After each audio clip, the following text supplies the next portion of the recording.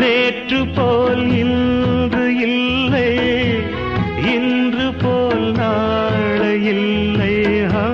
நேற்று போல் இன்று இல்லை, இன்று போல் நாளை இல்லை.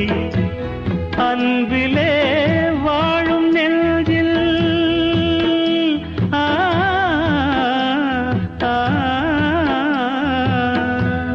அன்பிலே வாழும் நெஞ்சில் ஆயிரம் பாடலே.